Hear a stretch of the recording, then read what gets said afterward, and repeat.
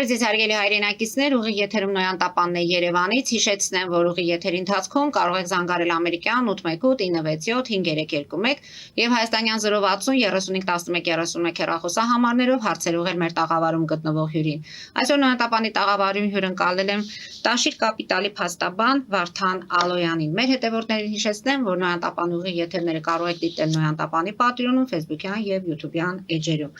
Բարև ձեզ, պարոն Ալոյան, շնորհակալ եմ Նոյան Տապանի հրավերն ընդունելու համար։ Բարև ձեզ, շնորհակալ եմ հրավերի համար։ Պարոն Ալոյան, բոլորին հետաքրքրում է, թե նոյեմբերի 17-ին ինչու ՀԵՑ-ը զրկվեց փաստորեն լիցենզիայից։ Կան տարբեր վարկածներ, կան տեսակետներ։ Դուք որպես ՀԵՑ-ի ներկայացուցիչ, որպես փաստաբան, հիմնավորում եք, որ որևէ հիմք չկար այդ լիցենզիայից զրկելու համար, բայց հակառակ կողմը կարծես թե ոչ միայն փորձեց այդ 6 կետերի պնդումներով, մենք պարոն Հայրապետյանի հետ մանրամասն ունեցել ենք այդ մասին հաղորդում, բայց դրանից հետո, երբ մենք պայմանավորվեցինք այս հաղորդումը, տեղի ունեցավ նաև Նիկոլ Փաշինյանի եւ Ռոմանոս Պետրոսյանի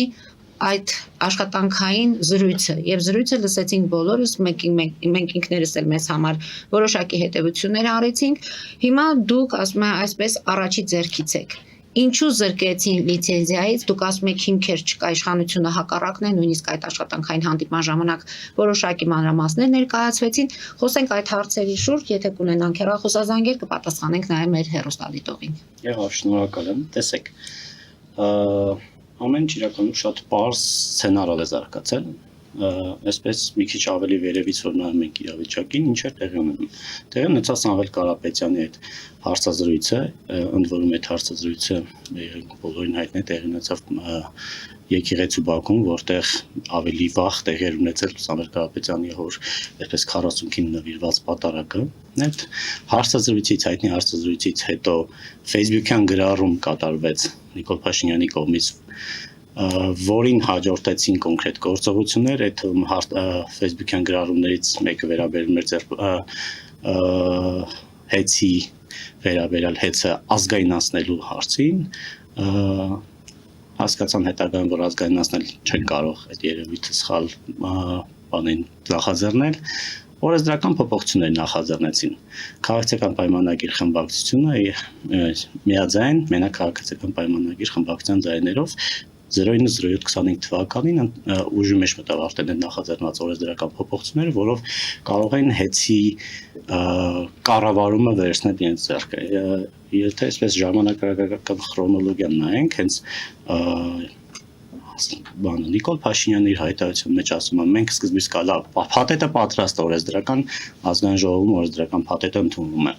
Մենք կվերցնենք կառավարումը, հետո կտեսնենք ինչ կանենք, գրառումը կատարվում, այդ գրառմանը համապատասխան կառավարիչը նշանակում ԿՊԱ-ական Ռոմանոս Պետրոսյանը եւ որը բավականին պատրաստված եւ նվիրված անձնավորության է նշանակում, այնպես չի որ տահական մարդ է։ Բնականաբար իրենց համար վստահելի մարդու պետք է նշանակեն, այստեղ շատ էական է, որ ոչ թե ՀԵՑ-ի կառավարման ոլորտին, ՀԵՑ-ի էներգետիկայի ոլորտին ծանոթ մարդ, այլ ընդամենը մարդ, ով որ իրենց վստահել է։ Այստեղ որտեղ շատ կարևոր հարց է կա, թե ինչպես եղավ Մեսրոպ Պետրոսյանը ընտրեց հենց Ռոմանոս Պետրոսյանին, սրան ավելի ուշ կանդրադառնամ։ Եվ այսպես ժամանակակական որ նայում ենք, հաջորդ քայլը հետևյալն է լինում։ Ժամանակավոր կառավարիչը նշանակում, ժամանակավոր կառավարիչը գալիս վերցնում է ՀԵՑ-ի կառավարումը իր ձեռը, սեփական տերերին եւ տնօրենների խորհրդին զրկում է տեղեկատվության հասանելիությունից ընդհանրապես ՀԵՑ-ից, այդ նաև հարցումները իրականացում տեղեկատվությունը պահանջում Ռոմանոս Պետրոսյանից կատեգորիկ որևէ տեղեկատվություն չի տրամադրում, այդ ամենը հակաօրինական է։ Իհարկե տնօրենների խորհուրդը եւ բաժնետերի ժողովը իրավունք ունեն ամեն մեկը իր մասով օրենքով սահմանված տեղեկատվությունը ստանալ գործադիր մարմնից։ Այս դեպքում ինչքան էլ որ սեփական տերերը եւ տնօրենների խորհուրդը իհարկե չեն ընդունում Ռոմանոս Պետրոսյանի որպես գործադիր մարմնի ղեկավար, այնուամենայնիվ ժամանակավոր կառավարիչը նշանակված եւ փաստացի կառավարում իրականացնողներ հրաժարվում էր, հրաժարվել այսպես է, որևէ արձագանք չի տվել, որևէ հարցմանը։ Եվ հետագայում արդեն վարույթը հարուցելու հետ կապված հարցը, վարույթը հարուցում տկեն նախարարի հաղորդման հիման վրա, որտեղ նշված էին 9 կետեր,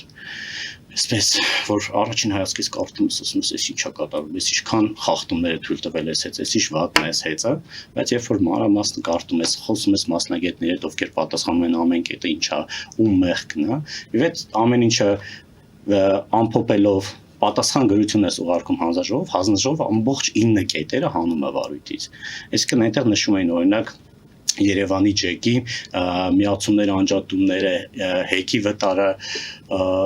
պետական կառույցների, հիվանդանոցների անջատումներ, որ կառավարության շենքում անգամ անջատում եղավ, կհիշեք, հենց նիստի ժամանակ, որտեղ էլի մեղադրում էին հեցին, մեղադրում էին հեցին։ Այստեղ ուղղակի ընկալման խնդիր կա։ Մեր բնակչության մոտ հոսանքը, լույսը ասոցացում է հեցի հետ։ Կա հոսանք, ուրեմն հեցն է աշխատում, եթե հոսանք չկա, հեցը մեղավոր է։ Բայց ինչպես մենք այդ 9 կետերի վերաբերյալ մասնագետների տված կարծիքներով հատհատ ներկայացրեցինք, թե որ կետը ով է մեղավոր, պարզվեց հեցը вообще մեղավորություն չունի։ Դրա համար ամբողջ 9 կետերը հանվեցին շարքից։ Այսինքն վարույթ էր հարուցվել 9 խախտումների համար, բայց ըստ էության պատասխանատվության ենթարկվեց լրիվ այլ բաների համար, որոնք վարույթի ընթացքում ընդ որում մեծ մասը ներկայացվել է Ռոմանոս Պետրոսյանի կողմից արդեն երամսյա ժամկետը երկարացնելուց հետո անգամ։ Ընդհանրապես Ռոմանոս Պետրոսյանի ներկայացված նյութերի հիման վրա է պատասխանատվության ենթարկվել։ Իսկ այն վարույթը, որ կար հարուցված, փաստացի գոյություն չունի։ Դուք ասում եք մասնագետների հետ խորհրդակցելով այդ հարցերի պատասխանները մենք ստացանք եւ ապացուցեցիք, որ դրանք հիմնավոր չեն։ Ես կարող կետերով մի քանի դեպք ներկայացեմ պատկերացնել։ Բայց չէ՞ որ Ռոմանոս Պետրոսյանն էլ է, չէ՞ մասնագետների հետ խորհրդակցել։ Ինչպես է ստացվում, որ նույն ոլորտի նույն մասնագետները տալիս են երկու տարբեր կարծիքներ։ Չէ, այստեղ երկու տարբեր կարծիքի հարց չկա։ Կային 9 խնդիրներ, 9 խնդիրները բարձվեց չկան։ Որը նորից մասնագետների հետ։ Ոչ թե նորից ասել են, որ չկա այս խնդիրները,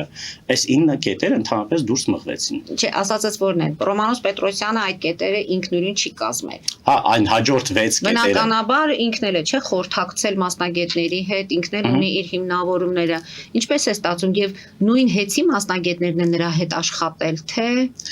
տեսեք ինչա կատարվել։ Ռոմանոս Պետրոսյանը սա էլ է շատ կարեւոր, թե ովքեր են նրան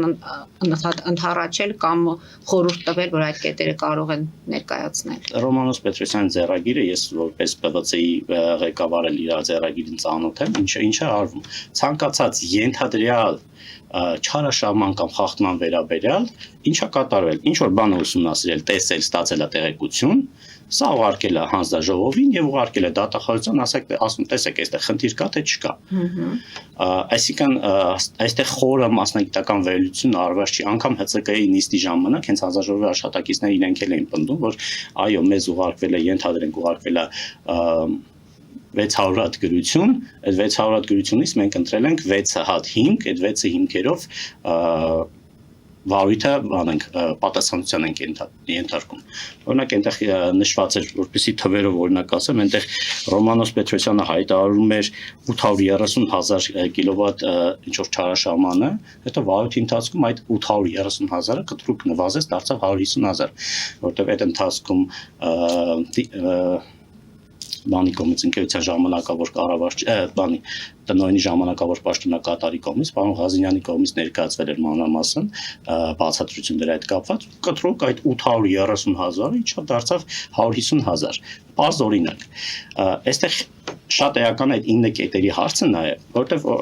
օրինակ այնտեղ տկենը մեղադրում էր հեցին, որ շենգավիթ 1 ու կենտրոնական 2, այսպես մեծ 110,000 վոլտ լարման գծերի միացում չի ապահովել 17 թվականից։ Բայց ինչ պարզվեց հեցում արկա էլ ամբողջ գրագույթությունը, մեր մասնագետներն էլ մեզ փոխանցեցին ամբողջ գրագույթությունը, որտեղ երևում է, որ հեցը նախաձեռնել է այդ աշխատանքները, դիմել է տկենին, որպեսզի այնտեղ տարբեր մարդկանց գերակաշարժ ճանաչելու հարց կար հողամասերի եւ այլն, որպեսզի բարձրավոտ լարման հենասյուներ տեղադրեն եւ այլն։ Տկենը չէր նախաձեռնել, տկենը 17 թվականից մինչև 24 թվականը անընդհատ ասել էր, չէ, չենք կարող հանրային գերակաշարժ ճանաչել, մի հատ այլ նախագիծ ներկայացրեք կամ ինչ որ ժամանակ լռում էր, զենչեր ամբողջ նամակագրություն արկա է եւ վարույթով դրանք ներկայացվեցին եւ դրա համար օրինակ այդ կետը դուրս թռավ 9 կետերից մեկը օրինակ դա էր որ չի նախաձեռնել այդ process-ը 17 թվականից հեցը չի արել, բարձրացած տկենը չի արել, բայց եկել էր հեցին էր մեղադրում դրա համար։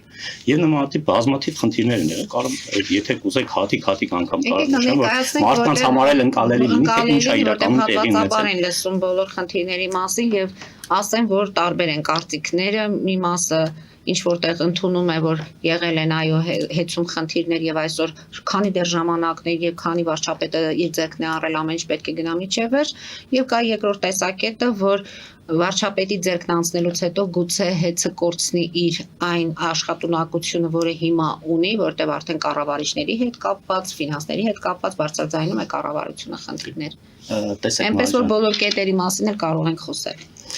Հենց կառավարման տեսակետից կարամ անդրադառնամ, հետո կամ այդ 9 կետերին, ժամանակավոր կառավարություն նշանակվելու պահից անգամ միջև հեծ մտնելը կոնկրետ մարդկանց ասում էր, որ եթե չեմ սխալվում, արտահայտություն ձև չունեն մնալու, եւ բազմաթիվ աշխատակիցների աշխատանքից ազատեց, որոշ մարդկանց ուղղակի ասել են դիմում գրեք դուրս եկեք, թե չէ, օրինակ վատ կլինի ձեր համար եւ այլն, լիքը մարդիկ ուղղակի դիմում են դուրս եկել, աշխատակիցներից զգալի մասը, եթե չեմ սխալվում, մոտ 50 անց վստահությունը կորցնելու հիմքով աշխատանքից ազատվել են, ընդ որում մեծ մասը հենց աշխատանքից ազատվել են հենց Ռոմանոս Պետրոսյանը նշանակվելու օրը կամ դրա հաջորդող մի քանի օրվա ընթացքում, երբ որ Ռոմանոս Պետրոսյանը անգամ այդ մարդկանց չի ճանաչել, չի ասել բարևել անգամ, բայց այդ մարդկանց վստահությունը կորցնելու հիմքով աշխատանքից ազատել են եւ բնականաբար տանձինք հիմա հայցերով դատարան, հայցեր ներկայացել դատարան իրենց աշխատանքային իրավունքների խախտումները վերականգնելու համար։ Սա մեկ, նրանց փոխարեն նշանակվել են ոչ պրոֆեսիոնալ մարդիկ, էներգետիկայի ոլորտի ընդհանրապես առնչություն չունեցող մարդիկ եւ բնականաբար քաղաքացիական պայմանագիր կուսակցության անդամներ, օրինակ Սարիկ Մինասյանը, օրինակ Արամ Սմբատյանը, օրինակ Լյուդվիգ Գյուլնազարյանը, ԿՊԱ-ական համայնքապետի տեխնացուներ, ավականու անդամներ, հայտնի մարդիկ, որոնց բոլորը ճանաչում են։ Եվ այսինքն այստեղ ոչ թե ընտրությունը կատարվել մի մասնագետին վստահությունը կորցրած ենթադրյալ վատ մասնագետին հանենք տեղը մեկ այլ մասնագետ բերենք, ոչ, ընդամենը հեծի բազմամյա փորձ ունեցող աշխատակցին հանել աշխատակցից տեղը բերել են ղեկավար պաշտոններին, կամ տեղը բերել են քաղաքացիական պայմանագիր խմբակցության անդամ։ Օրինակ վստահելի թիմ են իրենց ներսում։ Հա, բայց այստեղ արծենա, որ երբ որ դու օրինակ կուսակցության հետ կապված գործ ես անում, դա ուրիշ բան է, երբ որ դու վստահելի մարդիկ պետք է ունենաս, բայց երբ որ խոսք է գնում ռազմավարական կառավարման օբյեկտներից մեկի հեծի կառավարմանը, երբ որ թիրախային կետերում պետք է լինեն կոնկրետ մասնագետներ, այդ մասնագետներին ընտրելու փոխարեն դու բերնես ուղղակի քո գաղափարակցին կամ քո համակուսակցին, абսուրդ է։ Նմանատիպ խնդիր եղել էր նաև ֆինանսների եւ էկոնոմիկայի տնօրենի մասով, այնտեղ հանձնաժողովի կանոնակարգով հստակ սահմանված է, որ ով կարող է նշանակվել այդ պաշտոնում, եւ երկրորդ կարգավորումը այն է, որ միջև նշանակումը պետք է հայտը ներկայացվի հանձնաժողովին, հանձնաժողովը դիտարկի, ստուգի համապատասխանությունը, տա թույլտվություն, որ նշանակվի։ Սա եւս նրա համար է, որ էներգետիկ անվտանգության խնդիր չունենանք, որևէ կոլապսի հանկարծ չվեր իրացան։ Ինչա տեղ ունենում, Ռոմանոս Պետրոսյան ուղղակի վերցնում է իր գործընկերոջը նշանակում այդ պաշտոնին առանց հանձնաժողովին հարցնելու եւ ընդ որում շատ այսպես չգիտեմ իմ համար առանձնապես հատկապես զավեշտալի է որ հանրապետական կուսակցության Հայաստանի հանրապետական կուսակցության կայքից եմ գտել այդ մարդու տվյալները որ տեսնում եք այդ մարդը պատմաբան է պատմաբանի նշանակել են Հայաստանի էլեկտրական ցանցեր ԲԲ-ի էկոնոմիկա եւ ֆինանսների տնօրեն սրա վերաբերյալ նյութերը փոխանցել եմ գործընկերս պարոն Հայրապետյանին, ով հաղորդում է ներկայացրել, եթե չեմ սխալվում միջուրս արձագանք չկա, քննացրել են գործը, որևէ տեղեկություն չեն տրամադրել, այնտեղ հեծի կողմից այսպես պարզաբանում էր ինչ որ ներկայացվել, ինչ որ կանոնակարգեր էր հողմարել, բայց ոչ ճիշտ կանոնակարգերի, դրա վերաբերյալ եւս նորից մեկ անգամ եւս պարզաբանում ենք ներկայացրել վարույթ իրականացնող մարմիններին, որպեսզի այս թյուրիմացության մեջ չընկնեն հանկարծ հեծի կողմից տրված բարձրաբանման մասով։ Հեծի կողմից տրված նկատի ունենամ Ռոմանոս Պետրոսյանի կառավարող մարմնի կողմից տրվածը միայն։ Իսկ դες ինչ որ տվյալներ, եթե ձեզ պետք է լինեն, հիմա դուք կարողանում եք հեծի ներսից վերցնել։ Ոչ, տվյալներին հասանելիությունը ամբողջությամբ սպառված է, բայց չէ որ դելիազորությունները պետք է դադարեցվի, չէ որ դուք չկարողանաք, ով է որոշում, որ դուք իրավունք չունեք։ Այստեղ շատ լավ հարց եք տալիս, այստեղ շատ կարևոր է, տեսեք, պաշտպանվելու գործիքն են արգելափակում։ Վարույթ են հարուցում հեծի նկատմամբ, որ հեծին պատասխանատվության ենթարկեն, բայց հեծի ղեկավարությանը այն մարդկանց, ովքեր պետք է գնան հեծի շահերը պաշտպանեն, ամբողջությամբ զրկում են տեղեկատվության հասանելիությունից։ Հիմա օրինակ վարույթի այդ 6 կետերի մեջ, 6-րդ կետի մեջ 9 կետեր, ենթակետեր կային, այնտեղ մի քանի կետ կար, որ Այդ դրա վերաբերյալ ընդհանրապես տեղեկություն չունենք, որ որևէ բան պատասխանենք։ Այսինքն մի կողմից վարույթ են հարուցում, ասում են դուք մեղավոր եք, մյուս կողմից արգելափակում են միջոցներ, որպեսզի կարողանաս անհրաժեշտ պաշտպանություն իրականացնես։ Այսինքն եթե դու չունես տեղեկություն, դու չես կարող ամբողջ լիարժեք ծավալով դու պատասխանես այն բոլոր մեղադրանքներին, որոնք քեզ ներկայացվել են։ Օրինակ տվյալների բազայի վերաբերյալ որ եղավ այդ հայտարարությունը, որ չկա։ Մի քանի օր հետո ասացին, նկատի ունեմ դուք այդ պահին կարող եք հենց ինքներդ ստուգել կա թե չկա այդ տվյալները։ Այդ տվյալները տեսեք այսպես է, տվյալների բազային նախասանելիություն բնականաբար որպես այդպեսին չունենք, տվյալների բազայում այստեղ շատ հետաքրքիր հարց է ինքը հանձնաժողովի վարույթում առկա նյութերի ուսումնասիրությամբ միայն մենք կարողացել ենք պատասխան ներկայացնել, ինչա այնտեղ ներկայացած դեպք է տեղի ունեցել ենթադրյալ հունվարի 2-ին, ընդ որում մեզ ժամանակատվածը այսպես իմ պատկերացնելով կարևոր ժամանակատվածը, երբ որ տնօրենների խորհրդի նախագահի փոփոխություն էր տեղի ունեցել եւ արդեն աշխատանքային օրերը սկսվելուց նոր տնօրենների խորհրդի նախագահն պարոն Նարեկ Կարապետյանը պետք է արդեն այնտեղ նստեր որպես տնօրենների խորհրդի նախագահ եւ կառավարում իրականացներ իր գնալուց մի երկու օր առաջ այդ ենթադրյալ խախտումը վթարը տեղի ունեցել եւ ինչա ընթանում երբ որ գալիս են տեսնում որ առկա է խնդիր աշխատանքային օրերը սկսում են ծառայական քննությունը ներքին ստուգում այնտեղ հեծոնի ներքին անվտանգության մեծ կառույց սկսում է ներքին ծառայական քննության ընթացքում աշխատողներն են հարցաքննվում ինչ եղավ ոնց եղավ նշում են Եվ ինչ անում Ռոմանոս Պետրոսյանը վերցել է ծառայական քննության նյութերը ու արկել ասում է տեսեք հեծո խախտում է թույլ տվել կոսկել են թաքցրել են ինչ որ մի ինֆորմացիա կա վարչապետն ասում է ինչ որ մի ինֆորմացիա կա որ չեն եւ դա այսպես շատ ժողովրդի համար հաճելի ձևով ներկայացում են որպես այ տեսեք մարդկանց լույսի ցուսմունքներն են այնպես արել որ չտեսնեն մարդը դա իրականությանը չի անպատասխան տեսեք ինչա այս ընթացքում վերականգնվել են ամբողջ տեղեկությունները հենց այդ նյութերը որ ծանոթանում ես այնտեղ կոնկրետ աշխատակից կար որը բարձաբանումը տվել ասում է ես backup ասված է արխիվացում է տվյալների եթե չեմ սխալվում 9 տերաբայթ տվյալներ ամեն այդպես ինչ որ ժամանակը մեկ որ ինքը արխիվացում է արել backup արել ու վերջին անգամ ասում եմ ես վերջի backup արել եմ 2024 թվականի մայիսին հաջորդը անում է հենց այդ ժամանակ երբ որ այդ խնդիրը եղել է այսինքն ու այնտեղ խնդիր կար ներկայացված էր այդ բացատրագրի մեջ գրել էր որ այսինքն ծրագրային խնդիր է պրիմիտիվ հարցը որ նման խնդիր եղել է արքա համակարգում էլ է եղել այս արկա համակարգում էլ նման խնդիր ունեցան կհիշեք բանկային վճարումներ չեն կարող մեկ այլ խնդիր եղավ ես որպես փաստաբան դրան առնվազն առնչվել եմ մի քանի ամիս այդ խնդիրը կար դատական դեպարտամենտի սերվերներն էր խնդիր եղել եթե չեմ սխալվում ջուր էր լցվել դատական դեպարտամենտի սերվերների վրա սերվերներում 3 դատանի սնանկության դատանի վերաքննիչ վարչական դատանի եւ եթե չեմ սխալվում Արագածոտնի Տոլիվոր մարզի դատան ամբողջ նյութերը կորել էր Այսինքն դա տեխնիկական երևույթ է դրա համար բռնես ասած որ եկեք ձեզ լիցենզիա արքա համակարգին կենտրոնական բանկը լիցենզիայից չզրկեց ինքն է լիցենզավորված գործունեություն իրականացնում մի այլ ոլորտում բայց ընդ որում իրանց հարցը ավելի լուրջ ավելի ամիջական բնակչության վրա ազդող բաներ քան հեծինը ընդ որում հեծինը գիտեք ինչն է ըստ իրանց ներկայացած նյութերի չի պահպանվել 2024 թվականի մայիսից մինչև հոկտեմբեր ժամանակատվածում հաշվիչները այսպես 30 րոպեն 1 բարբերականությամբ իրենց ինտեգրալ տեղեկատվությունը ուղարկում են ավտոմատ համակարգ Այսինքն պահպանված են ամբողջ բնակչության լույսի ցուցմունքները ասվածը, հա, ամսական ցուցմունքները, վճարումները ամբողջը պահպանված է։ Բնականաբար որևէ խոսք չի կարող գնալ, իսկ այնտեղ այդ հարցազրույցի ժամանակ Անալյան ներողություն եմ խնդրում, եթե իրենք չասեին այս մասին, հեծը խոսելու էր բնակիչներ իմանալու են այս խնդիրների մասին, թե սրանք ներքին կարգավորվող խնդիրներ են, որոնց հասի պետք է հանրայնացնել։ Որպեսզի պատկերացնեք այդ հարցի ազդեցության հարցը, այնտեղ հանձնաժողովը ներկայացել էր, որ 700,000 բաժանորդի վերաբերյալ տեղեկատվության դրան էլ հեսա կանդադառնամ Ընդհանրեն այդ ծրագիրը, այսպես է աշխատում ծրագիրը, գնում ես դիմում ես քեզ լոգին pass են տալիս, մտնում ես, դիտում ես քո հաշվիչների հետ կապված ամբողջ տվյալները։ Մինչև օրս 1108 հոգի է դիմել այդ տվյալները դիտելու համար, որ պատկերացնենք 700,000 բնակչից ովքեր կարող էին դիմել 1108 հոգի ընդհանրեն դիմել, որ այդ տվյալները տեսնել։ Այսինքն Դա չիմացության նախնդիր է, թե մարդիկ ուղղակի ովքեր խնդիր են ունեցել մոտեցել են, Իսկ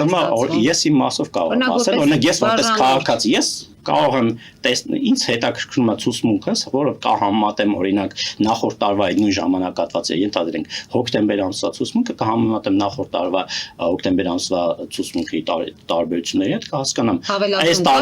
այս տարի շատ է, այս տարվա նույն ժամանակահատվածում շատ է, թե քիչ էր։ Իհարկե բնականաբար հաշվի առնելով եղանակային պայմաններ եւ այլն, այսինքն քեզ բնականաբար ոչ մի քաղաքացու չէր հետաքրքրի գնալ տեսնել 30 րոպեն մեկ պարբերականությամբ իմ հաշվի չէ ինչ ցուցմունքներ փոխանցել, թե այդ բային լարումը ինչքան է եղել եւ այլն։ Սա ավելի շատ մասնագետների համար է այդ տվյալների պահպանումը։ Ծավալներ որպեսզի պատկերացնենք 9.5 տերաբայթ տվյալներ, որը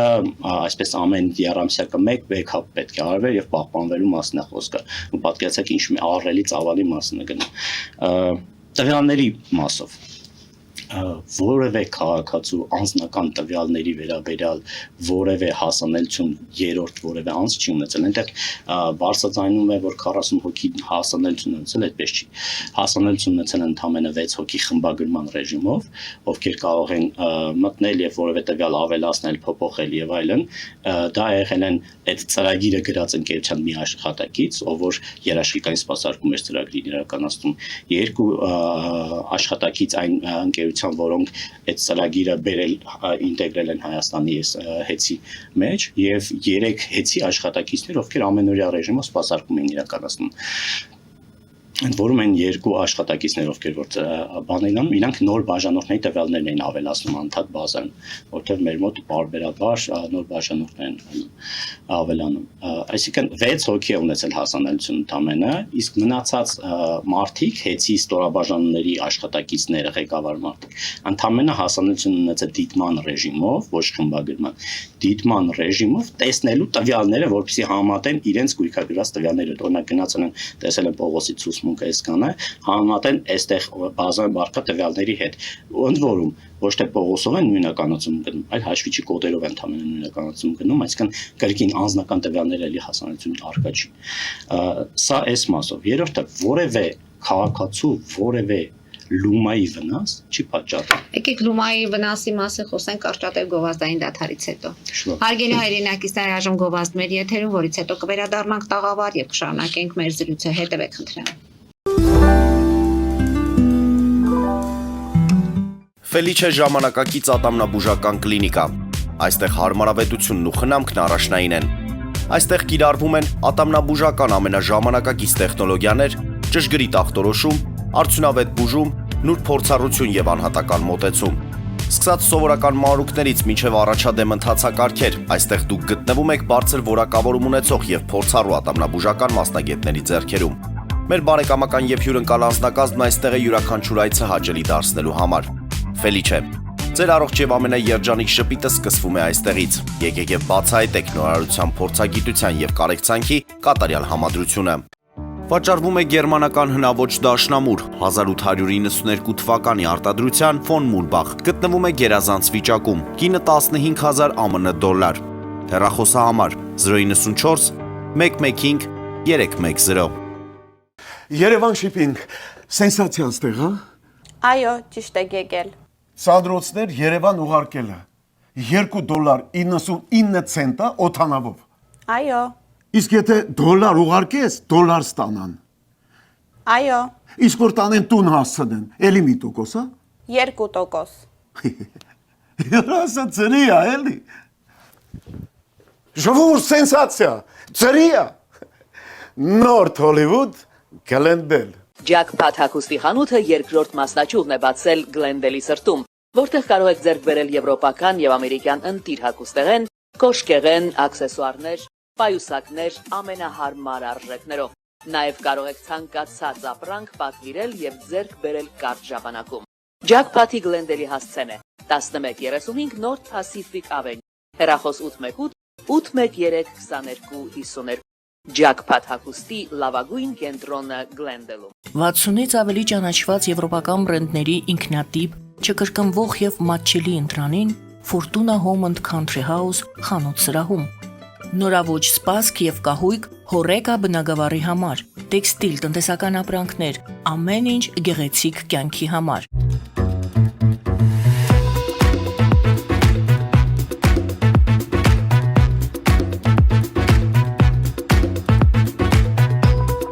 Արարատ ռեստորան, ընտանեկան եւ ընկերական ժամանցի լավագույն հասցե, սիրված արտիստներ, հյուրընկալ մթնոլորտ, հարուստ ճաշացան, անմահական խորտիկներ, Արարատ ռեստորան, հասցեն անփոփոխ, սիրով սպասում ենք ձեզ։ Լավագույն պաղպաղակ, բնական, համեղ եւ մատչելի գներով պաղպաղակը կարող եք ձեռք բերել բոլոր հայկական խանութներում։ Պահանջեք հայկական պաղպաղակ, Թամարա պաղպաղակ։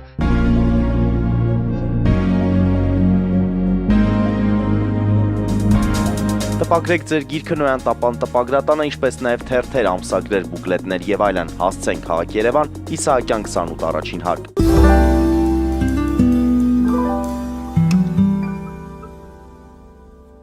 Հարգելի հայրենակիցներ, Նոյան տապանը կրկին եթերում է եւ հիշեցնեմ, որ իմ հյուրն է տաղավարում Տաշիր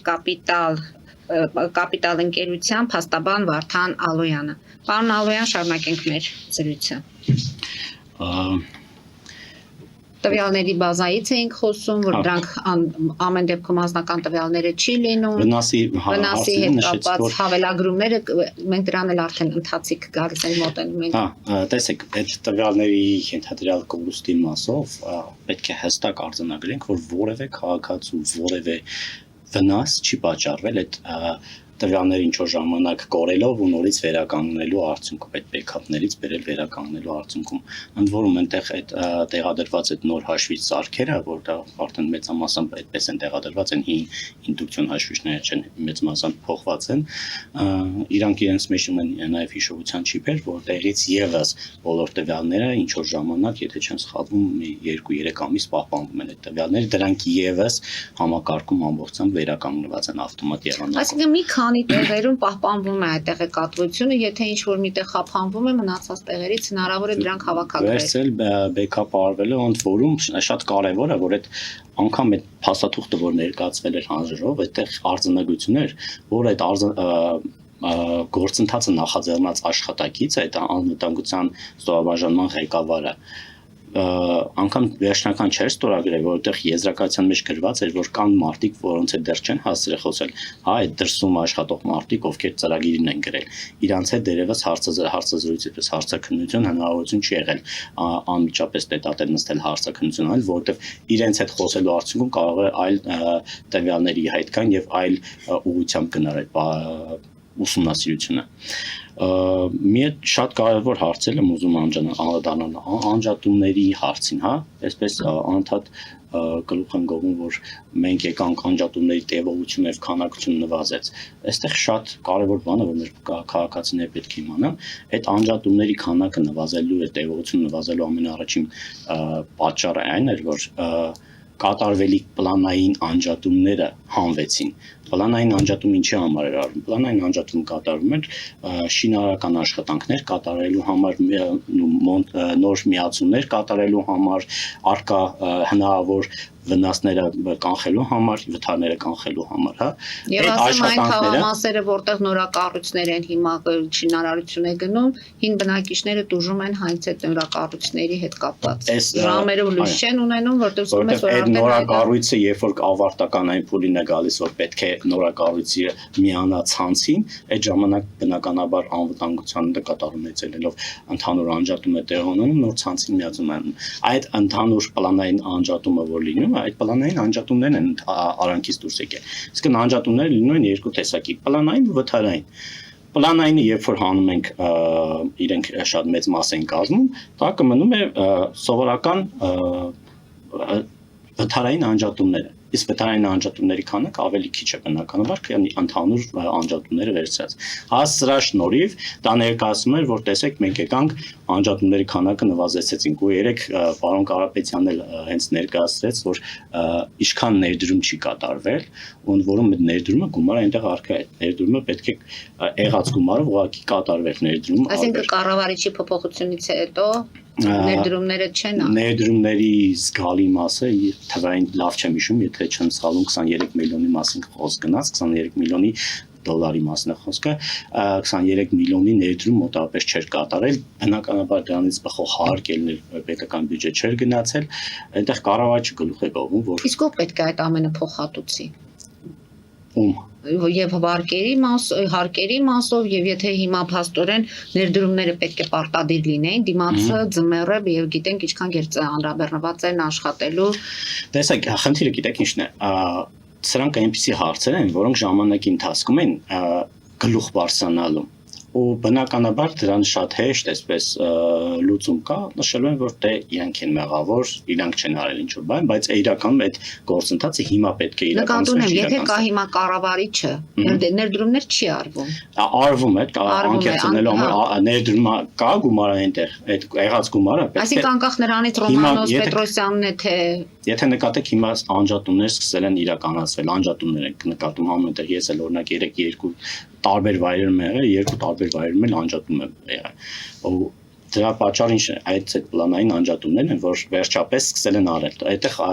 ճնշում կա նաև բնակչության կողմից, օրինակ կառուցապատողը շենքը ավարտել է, պետք է հանձնի բնակիչներին, չի կարող խոսանքը միացնել, որ հանձնի, բնականաբար իրենց կողմից էլ ճնշումը գործածվում մեծի վրա, բա ինչ եղավ, միացում տվեք, որտեվ հեծը այդ ուշացումների համար նաև տուժ է վճարում։ Ներդրումները ում գրպանից են գնում այս բարեդրությամբ, եթե քաղաքացիական պայմանագիրն է կառավարիչը։ Տեսեք, ներդրումների մասով այսպես է իրավիճակը, այնտեղ Կապչունի արկա է, դե բնականաբար սեփականատերն է ներդրում կատարողը։ Ներդրման գումարը արդեն իսկ արկա է այնտեղ, այդ ներդրումը փոխանակ ծախսվի օրինակ նոր միացումների, լարերի փոխելու, չգիտեմ, ենթակայանների նորոգման եւ այլնի վրա, օրինակ 23 կառավարիչը ներկայացնում է, որ 21 միլիոն դոլարի վարկ է մարվել վաղաժամկետ։ Այսինքն մի կողմից մենք ասում ենք, որ տեսեք, մենք պետական պարտքը լավ ենք արել, մեծացնում ենք, իշխողուժն ասում, լավ ենք անում, մեծացնում ենք, վերցնում ենք երկիր զարգացնելու համար։ Մյուս կողմից ընկերությունը ունի ազատ ռեսուրս, որը պետք է ներդրում անի բարելավելու համար իր ենթակառուցվածքները, այդ փոխանակ դա անի, գնում վարկա վաղաժամկետ մարում։ Տարբերությունը պատկերացրեք, 21 միլիոն վաղաժամկետ մարում են կատարում եւ գլուխ են գովում, որ վարկը վաղաժամկետ մարել ենք։ Այն ինչ այդ գումար պետք է ուղղեր ներդրում կատարելուն։ Հասկանալի է։ Պարոն Ալոյան, դրանք ներդրումների մասին, բանկերի վարկերին էլ անդրադարձանք, այսինքն այն ինչի մասին հենց աշխատանքային հանդիպման ժամանակ խոսում էին վարչապետը եւ Ռոմանոս Պետրոսյանը, հավելագրումները ներկայացվեցին։ Դրանք ինչի մասին է խոսում։ Եկեք ես ժողովրդի անունից կարող եմ ասել, այնպես չէ որ սուրբ են աշխատել, այսպես հնարավոր չի եղել խախտումներ եւ այլն, բայց հիմա ինչ որտեղ սխեման բացահայտվեց, մանրամասը ներկայացվեց այդ հարցի հետ կապված դուք ունեք առարկումներ։ Տեսեք, գիտեք ինչն է, ոչ թե առարկությունը, այստեղ հարցը մանիպուլյատիվ ներկայացնելու մեջ է, որպեսզի պատկերացնեք, եթե չեմ սխալվում, պարոն Ղազենյանն է նշում, միջև ժամանակավոր կառավարիչ նշանակվել է ավելի շատ խախտումներ են այդպիսի հայտնաբերվել, քան ժամանակավոր կառավարչի կառավարման օրոք, որպեսզի պատկերացնեք, ոչ մեկ չի ասում, որ հեծում խնդիր չկա։ Հեծում հավելագրումներ կատարող աշխատակիցներ չկան, բայց հեծի ղեկավարությունը բնականաբար պայքարել է դրա դեմ։ Աշխատակիցներն աշխատանքից ազատվել, աշխատակիցները վերականգնել են այդ խախտումները, այդ թույլ տված չարաշահումները վերացրել են։ Ու բնականաբար բոլորը տեղյակ են հեծում, որ կա մարդիկ, որոնք անում են խախտումներ, այդ մարդկանց հայտնաբերում են, պատժում են։ Հիմա գալ ասել, որ տեսեք մենք հայտնաբերել ենք ենթադրյալ ինչ-որ հավելագրումներ եւ այլն, դա բացահայտում չի ոչ մեկի համար, բոլորն դա գիտեն ու աշխատանքային սովորական ընդ որում որ պատկերացնեք վարույթի ընթացքում Ռոմանոս Պետրոսյանի կողմից ներկայացվել են Ղազենյանի օրոք հայտնաբերված խախտումները, երբ որ աշխատակցի խախտում հայտնաբերվել արձանագրվել է, դա ուղարկվել ասում է տեսեք Ղազենյանի օրոք բանը հայտնաբերվել, հա, հայտնաբերել ենք, գիտենք հայտնաբերել ենք ու պատժել ենք։ Այսինքն եւ սերվերների հետ կապվածն է եղել նախկինում, հիմա իրենք ասում են, որ մենք ենք հայտնաբերել, նույնիսկ սրա հետ կապված ասում են, մենք ենք հայտնաբերել։ Ու այստեղ ինչն է, այդ հայտնաբերելը չի էական, համակարգային բնույթ ունենալու լույսի ներքո ներկայացնելու մեջ է խնդիրը։ Իրենք փորձում են դա տանել նրա դաշտ, որ այդ հավելագրումները բարձր ղեկավարության կողմից հրահանգով է կատարվել։ Թույլտվությամբ։ Այո, ու այստեղ է խնդիրը, բայց ինչ է կատարվում, որ պատկերացնեք արկա են 55 կամ 56 այսպես ցանցեր, կան մասնաճյուղերի մեջ ցանցեր, ստորաբաժանումներ, այդ 55-56 ցանցերից 4 հատում են խնդիր հայտնաբերվելու կոնկրետ տեսուչների մոտ։ Այսինքն դա չի կարող խոսել համակարգային բնույթի մասին։ Դա խոսում է, որ այո, կան աշխատակիցներ, որոնք ենթադրաբար խախտումներ են թույլ տվել։ Ինչ որ մեկի արևային կանի ցուցմունքը սխալ են գրել, քիչ են գրել։ Ինչ որ մեկի ցուցմունքն էլ ավել են գրել։ Այս է հարցը, որ համակարգային չի բնույթը։ Եվ համակարգային լինելու շնորհիվ է, որ հեծի հանձնաժողովը զրկեց լիցենզիա, նշելով, որ դա այո համակարգային բնույթ է կրել այդ մի քանի դեպքը, որտեղ թվային էլ նվարույթի ընթացքում ներկայացրեցինք, արկա ծախսի 0.08% խախտումների մասին էր խոսքը։ Չի կարող 0.08%-ը վկայել համակարգային բնույթի մասին։ Այս խնդիրը սրա մեջ է։ Աշխատավարձերի մասով եղավ հարց ու պատասխան, ինչ կասեք դուք։ Ընդ որում Սամվել Կարապետյանը իր գրպանից հետի աշխատակիցներին վճարել է 11 միլիարդ հավելյալ աշխատավարձ, հայտարարեց Նարեկ Կարապետյանը։ Այո, այստեղ շատ կարևոր բան կա, ներկայացում է, որ այսպես Ռոբին Հուդի պատմությունը ներկայացում։ Մենք բարձր ղեկավարությանը տրվող պարգևատրումներից վերցրեցինք, հարուստներից վերցրեցինք, տվեցինք աղքատներին, այսպես է սա ներկայացում, ամսական 20,000 վճարում տվեցինք աշխատակիցներին, 1000, եթե չեմ սխալվում, 700 աշխատակցի մասին է խոսքը, որ այս պրեմիաների հաշվին տվեցինք այն մյուս աշխատակիցներին։ Այդ նույն հաջողությամբ, եթե չեմ սխալվում, ՊԲՑ պետի աշխատավարձը, չգիտեմ, 700,000 կամ 800,000 պետք է լինի, դրույքաչափով չգիտեմ ինչքան է, մոտապես այդքան, մոտապես 5.2 միլիոն աշխատավարձ է Ռոմանոս Պետրոսյանը ստանում։ Այդ տարբերությունը ինչու չի տալիս այդ աշխատողներին։ Ընդ որում Նարեկ Կարապետյանը նշանակեց, որ աշխատավարձի չափը դուք չեք որոշող, էլի։ Այստեղ հենց այդ աշխատավարձը հանձնաժողովն է որոշում։ Ոչ միայն աշխատավարձի չափը, այլ քանակն էլ աշխատողների։ Հանձնաժողովը որոշում է թե քանի աշխատակից կարող ես ունենալ ու ինչքան աշխատավարձերով նրանք կարող են լինել։ Որ պատկերացնեք, լրի նույն աշխատավարձը բեցում է։ Բայց ինչ բեցը պետական ՓԲ 100% պետական մասնակցությամբ ՓԲ, բայց ինչի այնտեղ չի արվում։ Որտեվ մարդիկ բեցի մասին անգամ տեղյակ չեն, չգիտեն, որ բեց կա, որ բեցը պետական է, բեցը ինչ գործառույթներ ունի։ Բեցի աշխատողները նույն աշխատավարձն են ստանում ինչ հեծում։ Հիմա եթե ամփոփենք նաև այդ հարցազրույցը, ինչի հետ է կապում, դա ինչի համար է արվեց այդ ամենը։ Այդ ամենը արվեց այսպես շատ Նարեկ Կարապետյանն ժողովրդին հրամցնելու համար այն ինֆորմացիան, ինչ որ իրանք ուզում են, այն ֆորմատով, այսպես որոշակի իրականությունից աղճատված կերպով ներկայացնելու։ Պարզ օրինակ բերեմ, կներեք, բանկային այնտեղ, եթե չեմ սխալվում, Նիկոլ Փաշինյանն էր ասում էր, ճիշտ եմ հասկանում, որ բանկերից վարկեր են վերցրել, տարել, տվել ուրիշներին։ Հետո պետք կլիներ էներգետիկ կոլապս, երբ որ բանկերը գան եւ սկսեին պահանջել իրենց գումարները։ Բանկերից հեծը որևէ լումա չի վերցրել, որևէ մեկին տարել տվել, էլի։ Գիտեք ինչն է խնդիրը այս մեդիա դաշտում։ Առաջին տեղեկատվությունը այսպես վաու գնում մտնում է մարդկանց ուղեղում, երբ որ դու իրականությունն ես ներկայացնում, նախ ոչ բոլորն են դա դիտում, երկրորդ մարդկանց մեջ ինչքան էլ ասես, մեկ այն առաջի վաու տեղեկությունը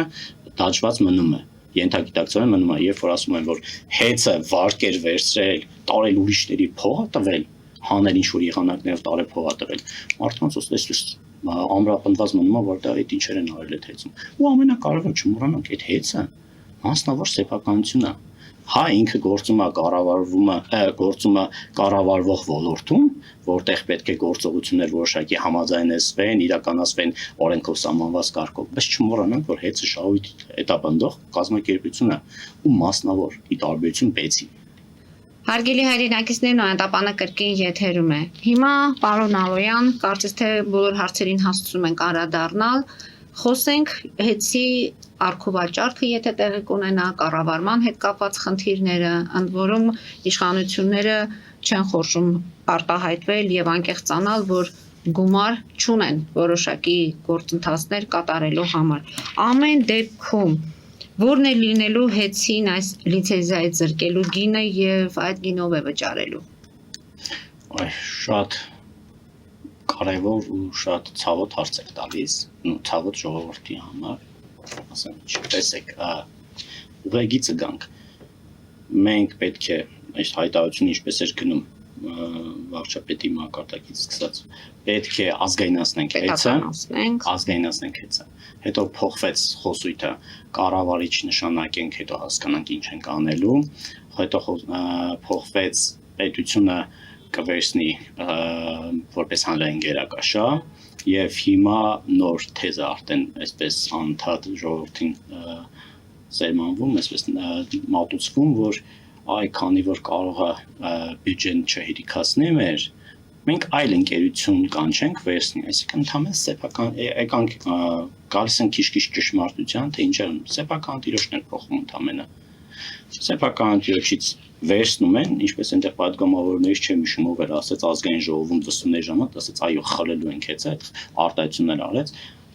հեծը խլում ենք տանք ուրիշին։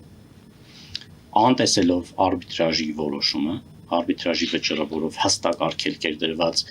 կիրառել օրենսդրականային փոփոխությունները, որոնք քաղաքացիական պայմանագիրը կազմակերպել էր եւ հեծին արգելվել էր զրկել լիցենզիայից, բայց հանձնաժողովը անտեսեց նաեւ դա։ Ով է վճարելու բնականաբար վճարել է ժողովրդի գրպանից։ Եթե չգնան, այլ մարդու տալու դաշտ։ Ընդ որում պարոն Ղազենյանը հայտարարում էր, որ Թուրքիայում գնացել են հանդիպումներ են ունեցել։ Հանձնաժողովի նախագահը ինքը ընդունեց, որ այո աշխատակիցները գնացել են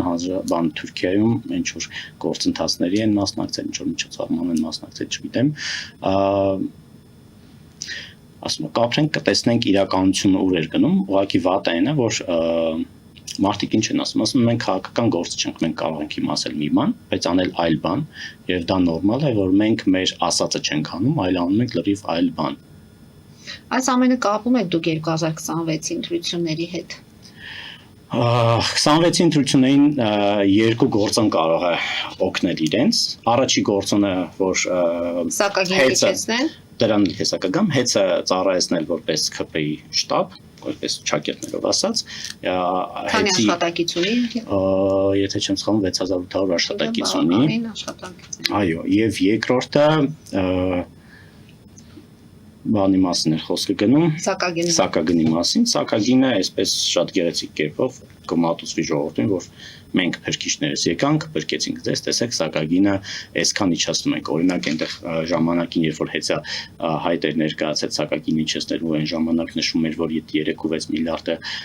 հիմա չենք իջացնի դրա չափով, որովհետև հələ կանխատեսումները քիչ բան այնպեսին են, որ կարող է մի բան էլ վիճակը վատանա, գնացինք նորից դիմում ներկայացեցինք նոր արդեն 10 ամսվա ցուցանիշներով 10 տարի 11 ամսվա ցուցանիշներով, որտեղ այդ 3-6 միլիարդը, որ իրենք ասում են կարող է իջնի, մի բան էլ հասել էր 6-8 միլիարդ կամ 7 միլիարդ, չեմ հիշում ես այն թվերը, այսինքն նորից դիմեցինք, ասեցինք սակագինը առաջարկեցինք սակագինը իջացնել, որովհետև sense դրանց սակագինը հանձնաժողովն է իջացնում, հեծը չի իջացնում։ Որ մեր քաղաքացիներն հասկանան, որ հեծը չի որոշող սակագինը, բայց սակագինի արժեքի մեջ հեծին եկող գումարը չի միայն։ Այդ սակագինի մեջ մտնում է նաև այդ հոսանք արտադրողների գումարը, բան այնտեղ օպերատոր կա եւ այն բոլորի գումարները հանվում են նոր տակ ինչ որ գումարամանում, որը գնում է հեծին, այդ սակագնի մեջից։ Եվ հեծը առաջարկել սակագինը իջեցնել իր կտորի հաշվին։ Ու ընդ որում սակագինը իջեցնել խոցելի խմբերի համար, որովհետև սակագները տարբեր խմբերի մարդկանց տարբեր սպառողների համար տարբեր է, ու հենց առաջարկը վերաբերում էր խոցելի խմբերի բաժանորդների սակագները իջեցնելու։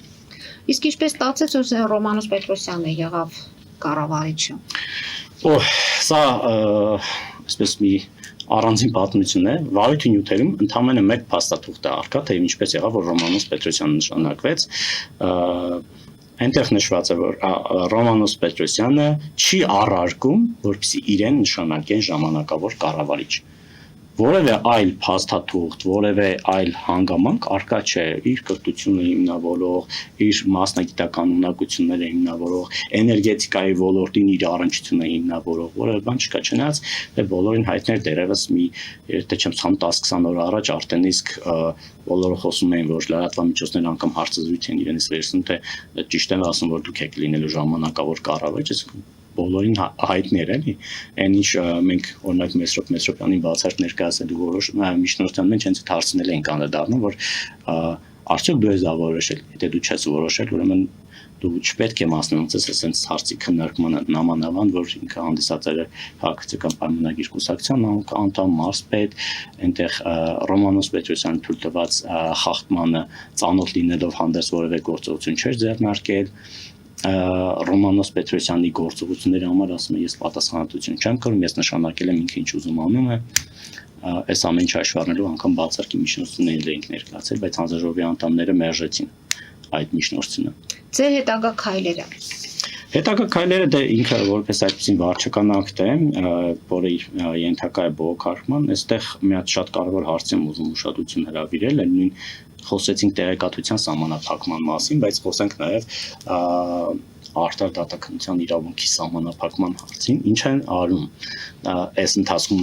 ունեցած փորձը, դատական ներկայացած հայցադիմումները, դատարանները, կոնկրետ մի քանի դատավորի է մակագրվում վարչական բողոքները, ինչի համար ցավալի է, որ վարչական դատարանները առնվազն իմ համար իր ունեցած հեղինակությունը կորցնում, կոնկրետ մի քանի դատավոր է մակագրվում հետ կապված դատական գործով, այդ մի քանի դատավորները ինչ են անում, ասում են Հեծի անունից հայցադիմումներ կարող են ներկայացնել միայն ժամանակավոր կառավարիչը, այսինքն վարչական վարույթ է հարուցվում հեծի դեմ, նշանակում է հանձնաժողովը ժամանակում հանձնաժողով չէ, Մեսրոպ Մեսրոպյան ժամանակավոր կառավարիչը նշանակում, բայց երբ որ սեփական տերը գնում է պաշտպանվելու դատարան, ասում են չէ, Ռոմանոս Պետրոսյանը պետք է գա իր պաշտպանությունը իրականացնի, հեծի անունից դուք չեք կարող հայց բերել, այսինքն անգամ դատական պաշտպանության իրավունքն է սահմանափակվում։ Դա ձեզ համար ավելի է դժվարացնում։ Հարցն է, որ հայցադիմները վարույթ չեն ընդունվում, որ քննվեն անգամ, որ տեսնեն, օրինակ հեծը հանձնաժողովի նկատմամբ հանձնաժողովի հարուցած վարույթը իրավաչափ է թե չէ, այս վարչական ակտը, որ կայացվել է, իրավաչափ է թե չէ, բնականաբար իրավաչափ չի։ Մենք հեծի մասին խոսեցինք, մենք գիտենք նաև, որ արտադրություն կա, չէ, երկու արտադրություններ ունի հեծը, որտեղ մալուխներն են արտադրվում այդ։ Չէ, հեծը արտադրություններ չունի, հեծը այլ ընկերություններից գնումներ է կատարում։ Գնումներ պարոն Հայրապետյանի հետ մենք խոսել էինք այդ մալուխների արտադրման գործընթացի հետ կապված, որ փորձում են սեփական արտադրությամբ այդ մալուխները այստեղ ունենալ, որպեսզի դրսից չներմուծեն։ Այստեղ մի քիչ այլ է իրավիճակը, հեծը գնումներ է իրականացում այլ Որտեղ այդ գնումների հետ կապված է, այլ կապալառումներից եւս գնումներ է իրականացում, գնումների հարցն բազմաթիվ անգամ քննարկման առարկա է դարձել, որ գնումները չի իրականացում, միայն փոխկապակցված ընկերություններից են գնումներ իրականացում, հետո այդ հարցը արանքից հանվեց, որովհետեւ պարզվեց, որ չէ, այդպես չի,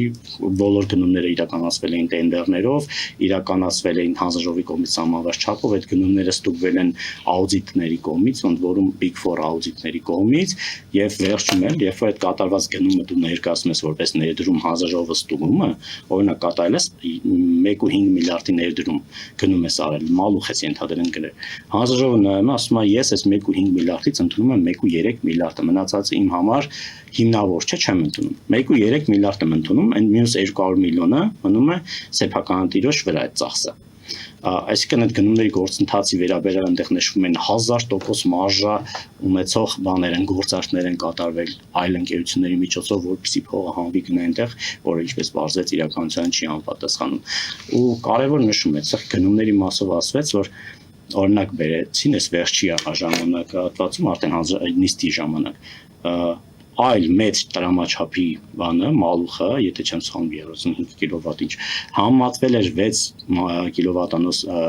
մալուխի հետ, ասում են, որ տեսեք, այն ժամանակ նույն ընկերությունը 28000 դրամով էր այս հաստ մալուխը բերել, հիմա այս բարակ մալուխը 18000-ով է բերել, մենք եկանք իրական գինը ցույց տվեցինք։ Պարոն Ալոյան, շնորհակալություն եմ հայտնում, մեզ մնաց ընդամենը 1 րոպե ժամանակ, կարծում եմ բան ասելու դեպքում մենք կհանդիպենք եւ հանրությանը կփորձենք տեղեկատվությունը փոխանցել, որովհետև կարծես թե լրատվականներում միտեղ մի վերնագիր կիսատռատ ինչ-որ մտքեր կփորձենք այսպես համակարգային ներկայացնել եւ ժողովրդին հնարավորություն տալ ճիշտ կողմնորոշվելու։ Հետևենք զարգացումներին, հարկ լինելու դեպքում կրկին կհանդիպենք մեր տաղավարում։ Ես եմ շատ շնորհակալ այսօրվա հաղորդման համար։ Հարգելի հայրենակիցներ, այսօր այսքանով ավարտում ենք։ Հետևեք զարգացումներին, մնացեք խաղաղությամբ։